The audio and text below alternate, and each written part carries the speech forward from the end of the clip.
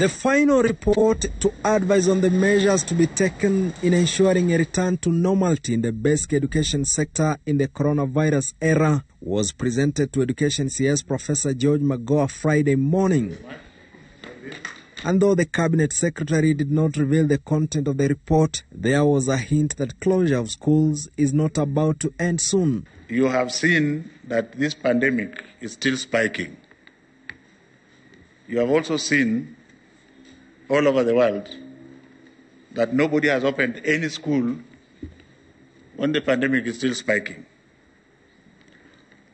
But you have also seen in places like South Korea or Israel, where everything was done correctly and people rushed to open and they have closed. So it will be of no consequence if you ask me, are we opening yesterday? According to the CS, the report, which is a compilation of up to 3,000 submissions presented to the National Education Response Committee, has credible proposals on the way forward in seeking a resumption of learning. The issue of the academic calendar lies at the very top. And multiply with that 351 public schools in the country and universities are either used as quarantine centers or isolation facilities, plus the modalities of fumigating the institutions should the government contemplate reopening of schools. Enough reasons for children to stay at home longer. And as the number of the COVID-19 cases in the country continues to rise each day, Magoha says reopening of schools entirely depends on the curve and the advisory from the Health Ministry.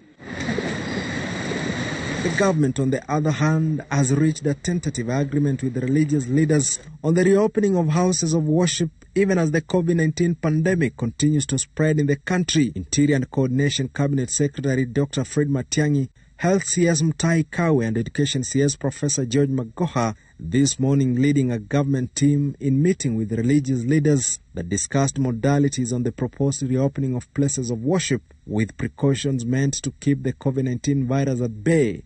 Details of the agreement, however, remain unknown, with the CSs saying the issue will first be addressed by the President.